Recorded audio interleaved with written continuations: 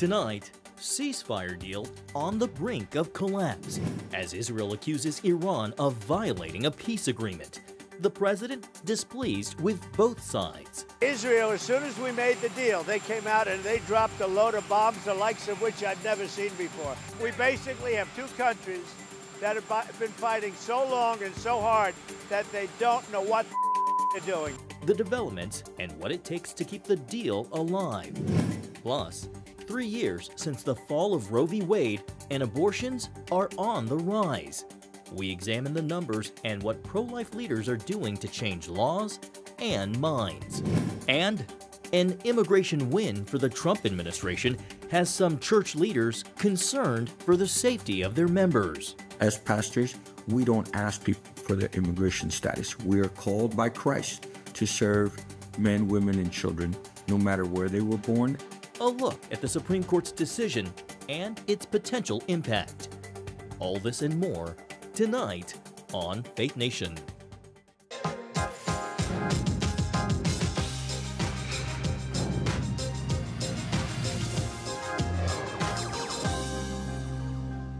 A shaky truce between Iran and Israel, but will it last? Welcome to Faith Nation. I'm John Jessup.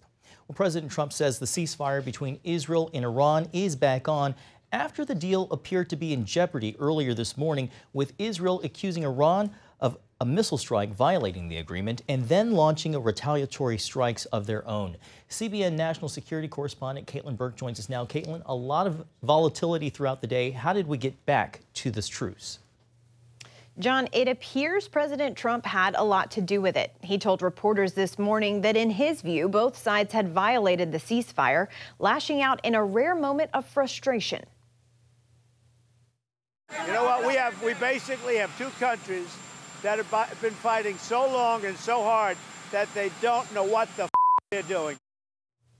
The president then took to Truth Social, writing, quote, "Israel, do not drop those bombs. If you do, it is a major violation. Bring your pilots home now."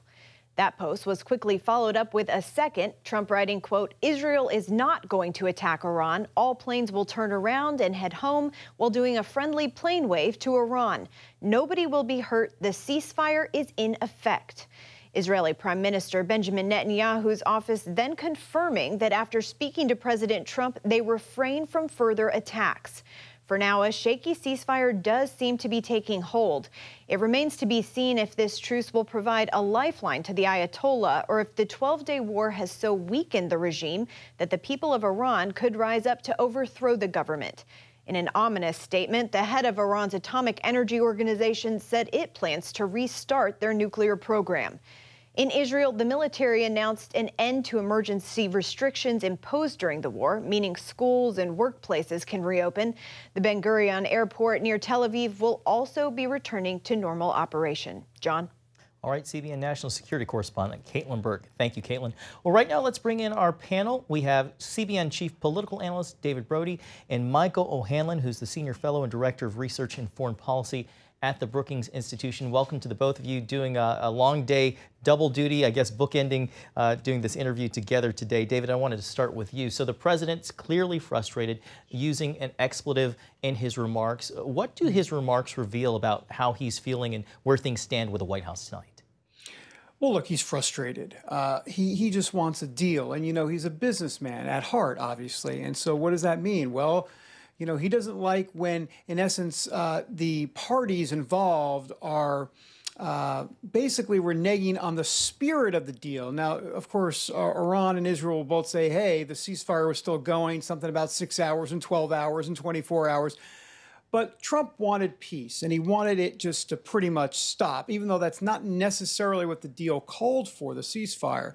But so he's clearly frustrated, and that boiled over, as Caitlin showed us earlier in the piece. So where does it leave all of this? It's tenuous at best, but Trump is clearly frustrated, and he wants these folks to come together. And the problem here is that I'm not quite convinced that Israel or Iran really want to stop the fighting. We know that Iran would love Israel to stop the fighting, but Israel's looking, let's be honest, they want to see regime change. So along those lines, Michael, as David was just talking, Iran denies, or Iran's military denied that it sent missiles, even though Israel says that 2 missiles were intercepted. Michael, how tenuous is this deal? How can we keep it from falling apart? Greetings. Well, I think David laid out very well the basic calculus on each side. You know, what's going on now is both sides shooting at each other, but really Israel having its way with much of Iran's military nuclear missile infrastructure, and Iran launching some occasionally harmful but generally ineffective retaliatory strikes. So in the short term, it's Iran that would want the ceasefire. Israel may be willing to grant that ceasefire if it feels that it's pretty much reached the target set that it was after in the first instance. David adds the intriguing point, which has, of course, been mentioned in this last 2 weeks, about the possibility of regime change in Iran. Different people have hinted at or directly advocated that in various ways at various times, including President Trump, although he's since moved on from that idea. The Israelis may or may not consider that to be a crucial goal at this point. If they really did consider that a crucial goal, I'm not sure they would stop shooting. Or maybe they would just wait for another opportunity until they see the Ayatollah. I think one of the things they may have done earlier today that caused President Trump's frustration was to go after one more nuclear scientist in Iran whose whereabouts they had ascertained that they hadn't previously been able to kill. And they wanted him out of the picture, and they apparently achieved that. So those kinds of questions may still get percolated around a bit inside of Israeli decision-making circles. But for the moment, at least, Israel appears to think it's achieved most of what it wanted to, or at least most of what it could in these strikes. Right. David, Michael just talked about Israeli circles. I want to get back to the homeland. We know that a lot of Trump's base is against long, drawn-out wars. How much of a factor do you think that was in the negotiation process for President Trump? Well, here's the thing, John. I think it's a bit of a misnomer because you mentioned large parts of the base. Let's go through this for a second. So MAGA overall is for the no forever wars. They don't want the nation building. They don't want George W. Bush Part 2. They don't want Dick Cheney to appear on the scene, right? That's an overall view of MAGA. But there are some within MAGA that are the pure isolationist crowd. Those are the ones that have that at the top of their list, no forever wars, and that's what they think MAGA is about. But the majority of MAGA sees that as one of the tenet points, not the main tenet point. So I think there's a smaller percentage of folks that make a lot of noise, a.k.a. Tucker Carlson. You got Candace Owens. You got a lot of these folks that are on the pure isolationist crowd, Steve Bannon as well. But look, ultimately, Trump's his own man. He'll take some of that counsel, definitely from Steve Bannon. We know they had lunch together. But at the end of the day, he's going to do what he believes is right. Donald Trump is not a pacifist. He's not a peacenik guy. He's not a pure isolationist. So I think Ted Cruz would call him a non-interventionist hawk, is what Ted Cruz described Donald Trump as. And I think that's a pretty good description. Donald Trump is situational with how things, and transactional with how things have to go down. I don't think you can put him in a box. Michael, if this truce does collapse, do you see this potentially broadening into a regional conflict? Which countries might get involved if that were the case? I don't know about a regional conflict, but there are worst-case scenarios that could expand the conflict. And for example, some people have talked about a possible Iranian move being to try to interrupt oil traffic in the Strait of Hormuz. I don't think Iran can shut down the Strait of Hormuz literally, but if they start harassing traffic through there, they could divert a lot of traffic and really affect oil prices around the world. That would hurt them as well as hurting us. So I don't think it's very likely. But if it happened, heaven forbid, then you have to ask, how do we stop it and make sure that the oil traffic can resume normally? And that could involve substantial American air or even limited ground action in southern Iran, because the Strait of Hormuz is so narrow that you can't really just wait for a missile to pop up and then shoot it down with high confidence of success. So I'm not predicting that scenario. I think it's unlikely, but that's the way in which I could see escalation, if you want to talk about hypotheticals. We just have a few seconds left. A final thought from each of you, if you can. Well, I think... Go ahead. Go ahead. Well, I was going to say, I think regime change, real quick, I think regime change is just a matter of time at this point. We just don't know exactly how it's going to happen. But this is an Iranian regime that's neutered for sure. And to you, Michael? Well, I'm skeptical on that point, but I want to foot stomp and back up David's earlier point that President Trump has proven he's willing to use air power in his first term, killing Qasem Soleimani and also completing the destruction of ISIS, which had begun under President Obama and intensified and was completed under President Trump. So he doesn't like ground wars. He's willing to do things more specifically and, surgically, if you will. Gentlemen, we are out of time. Michael OHanlon and David Brody, thank you so much for your time and your insights. Thanks, John. Thank you. Well, while the world waits to see if the ceasefire between Israel and Iran will hold, some lawmakers are debating whether President Trump's decision to take military action against Iran violated the War Powers Act. CBN Capitol Hill correspondent Michelle London joins us now for more. Michelle. Well, John, so Congress passed the War Powers Act in the wake of the Vietnam War back in the 70s, and it lays out how the president should work with Congress to deploy troops if Congress hasn't issued a formal declaration of war. In the case of the weekend bombing in Iran, the message from supporters is that Trump made the world safer by taking decisive action against an immediate threat. Today, Representative Lisa McClain called Operation Midnight Hammer a historic success. It was a message to Iran, a message that resonates for years, if not decades to come. Iran will never be allowed to attain a nuclear weapon. And if Iran continues to try to go down this path, prepare to face the full fury and wrath of American firepower.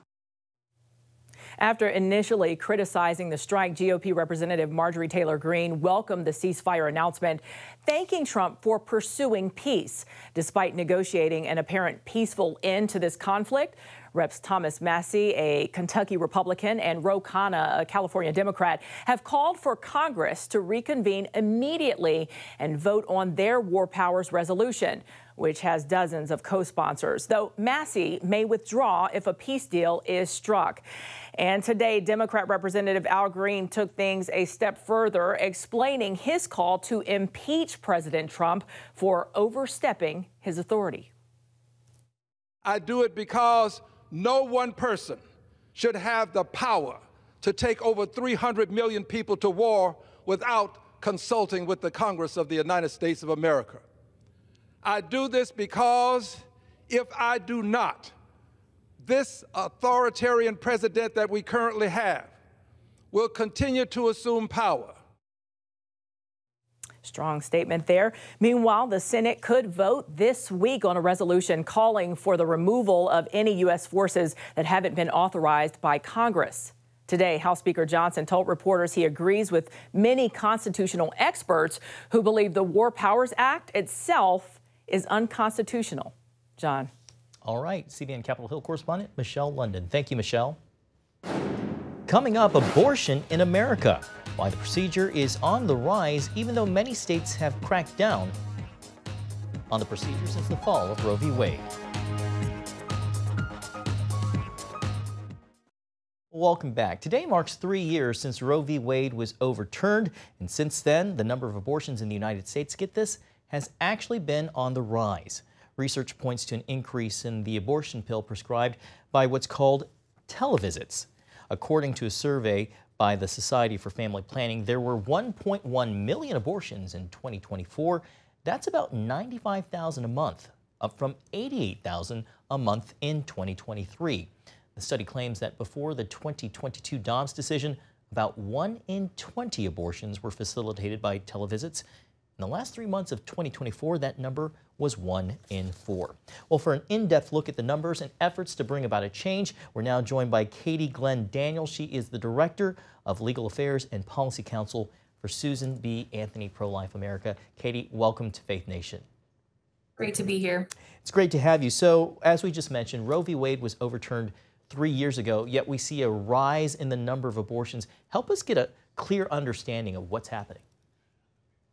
I think some people might have thought that the Dobbs decision was the end of the story, and we wish that were the case. There's certainly been tremendous gains made on the legal side of things. Half of the states now protect unborn babies at 12 weeks or earlier, but that, the numbers clearly aren't tracking with that. And the biggest reason is because under Joe Biden, the FDA said these abortion drugs could be sent through the mail, even to kids, and increasingly even to women who aren't pregnant or to people who aren't women at all. We're seeing more and more stories of men obtaining these drugs online. So the challenges ahead of us are great, even as we celebrate 3 years of the Dobbs decision. Part of the story involves what's called shield laws. Can you talk about what they are and how they contribute to the rise in abortions in America? A shield law is a law that basically says that an abortionist who lives in a blue state like New York or California or Illinois cannot be punished if they break another state's laws or even if they harm a woman. We're starting to see some lawsuits filed against one doctor in particular. And the reason for this is because multiple women who have gotten abortion drugs through her service have ended up in the emergency room with serious bills, with physical and emotional harms from these abortion drugs. But New York State says, that's too bad. It's more important for us that she stays in the market than that these women get justice. The president's big, beautiful bill aims to defund Planned Parenthood. Are you concerned that that might not be included in the Senate version?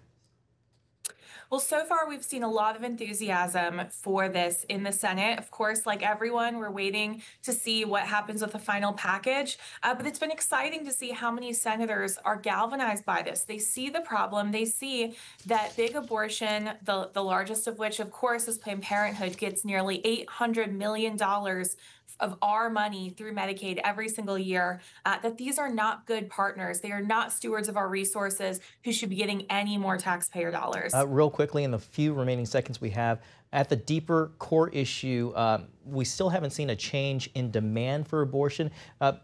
What is SBA Pro-Life America doing to change the hearts and minds of women who are considering abortion in about the few seconds we have left?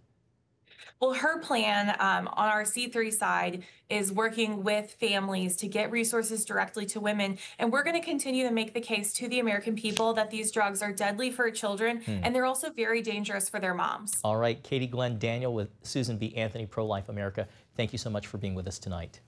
Thank you. Well, still to come, the Supreme Court sides with the Trump administration to end the temporary legal status of hundreds of thousands of people, why some pastors are pushing back.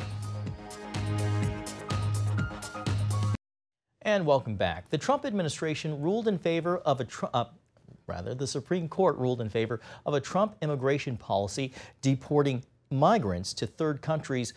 A federal court had blocked the deportation of some detainees to Sudan, even though that's not where they were from.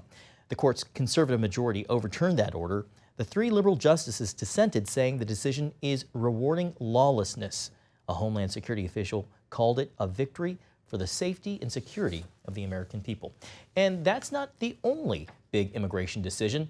In another ruling, the court gave the green light to strip legal protection for over 500,000 immigrants from 4 countries.